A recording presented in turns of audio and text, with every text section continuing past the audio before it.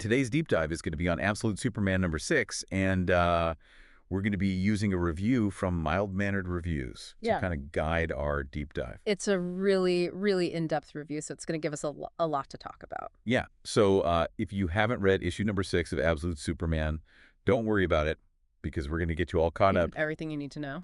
So this review dives into not only like the narrative and the plot, but it also looks at the art and even different variant covers that were released with this issue. That's cool. Yeah, so it's going to give us a lot to unpack. Okay, so like right out of the gate, this drops us into a pretty bleak situation for Kal, right? Yeah.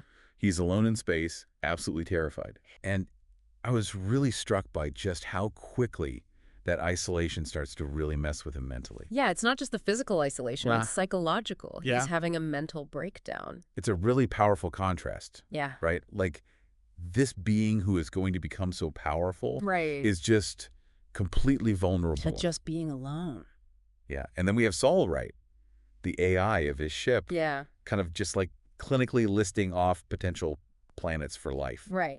Like just the facts. Yeah. Yeah. There's just this huge gulf between his internal state and then this uncaring universe. Right, and it makes you think about, right, like how this traumatic beginning might affect the hero he becomes. Yeah, for sure. And then this was the part that I really didn't expect at all. Okay. He considers just ending it all. Oh, wow. By flying into a yellow sun. Wow. Yeah. That's dark. And then it starts to burn him even within the ship. Oh, really? Yeah. Even with the protection of the ship. Yeah. Yeah. And I feel like that's a real turning point because it just emphasizes how dangerous his journey is. Right. And this is before he even gets to Earth. Yeah, he hasn't even made it. Yeah, it's like the universe is pushing back against him in a way. Yeah, like trying to stop him before he even starts. Yeah, and that leads to his crash landing on Earth. Okay. So then we move to the Kent farm. Yeah.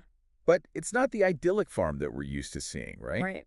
Martha and Jonathan are dealing with some serious stuff. A drought. Drought, Yeah. distrust of Lazarus Court. Oh, yeah, they don't trust anybody. So they're already having a hard time. Right, they're already struggling. Yeah, and then boom, alien kid crash lands and sets their field on fire. Oh, man. What an entrance. Yeah. Right.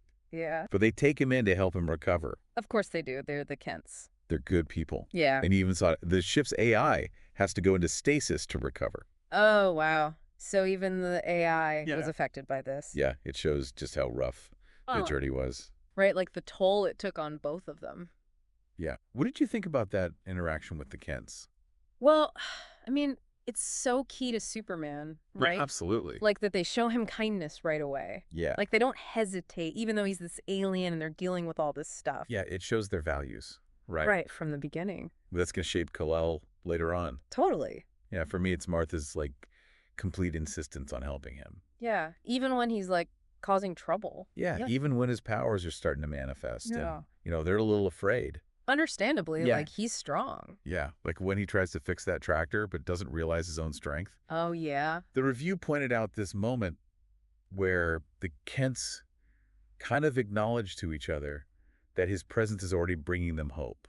Oh, that's sweet. Even though he's this alien, who crashed into their field. Right, and they have all this other stuff going on. Yeah, it's subtle, but it really shows that a connection is forming. Right, it's more than just taking in some random kid. Yeah, and then Sol comes back online, and I think that's a major turning point. Yeah, because then they can actually communicate. Exactly. Sol teaches Kal English. Oh, wow. And that's huge, because now he can actually talk to the Kents. Right, so it's not just, gestures and trying to understand each other. Yeah, it's real conversations. Right, they can actually get to know each other. And of course, things can't stay peaceful forever. Never. And the way it happens is pretty dramatic. Okay. Sol disables all the Lazarus Corps drones that are flying over the farm. What?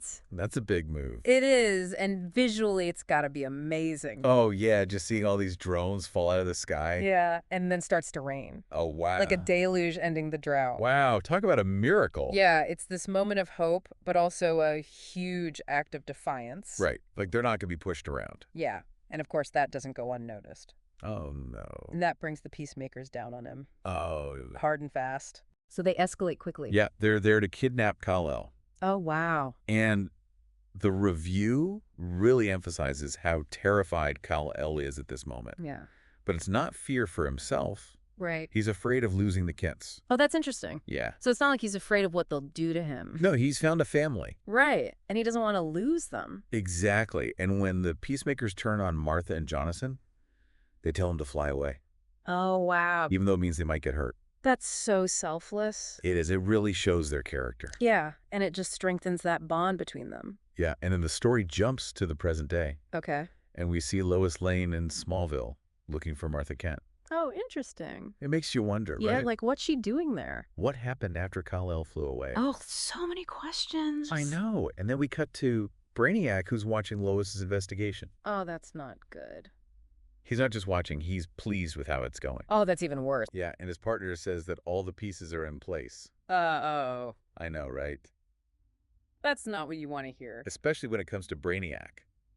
No, he's not known for being a nice guy. Yeah, it seems like he's orchestrating something big here. Right. Like, this is more than just Lazarus Corp wanting to capture an alien. Yeah, it makes you think about Brainiac's history. Right. He's usually got some kind of master plan. It's a different kind of threat for Superman. Yeah, like a more intellectual threat. So we have this origin story unfolding Right. with Kal-El's journey, his time with the Kents, and then this huge threat looming in the background. Yeah, it sounds like the reviewer was impressed with how the story's coming together. Oh yeah, they use phrases like slow burn to describe the pacing, Okay. and they highlight how Jason Aaron reveals the details of Kal-El's escape from Krypton. It makes it more impactful, right? Yeah, it's all dumped on you at once. Right. It keeps you guessing. And they make a great point about how seeing what Kal-El goes through adds depth to his character. It's not just that he's powerful, it's that he's survived all this. Right. He's earned his strengths. Exactly. And the reviewer also talked about how finding the Kents and then almost losing them Right. is such a powerful moment. Yeah, because it gives him a reason to fight. It's not just about saving the world, it's personal. Right. He's protecting the people he loves. It makes him more relatable. For sure. The reviewer also talked about the art. Okay. They seem to really like Carmine Di Giandomenico's work, Yeah. but they did mention a slight preference issue with some of the depictions of Kal-El. Right. But everyone's got their own taste, right? Exactly. Art is subjective. Yeah, but overall it sounds like the art really works for this story. That's good to hear. And they really loved the cover art. Oh, cool. The main cover by Rafa Sandoval and Ulysses Areola. Okay. They called it fantastic and said it really captures that Smallville feeling. I like that. And there were some variant covers, too, that they liked. Oh, cool. Derek Chu's was mostly gorgeous, they said, with just a tiny issue with a face. Ah. Puppeteer Lee's was awesome. Oh. And Rodriguez's, they really liked the colors. So visually, it sounds like a great issue. Yeah, lots to look at. Cool. So this issue of Absolute Superman gives us Kal-El's beginning, Right. the trauma, the kindness of the Kents, and then this huge threat with Brainiac. It sounds like a really important issue. I think so. Like a turning point. Yeah.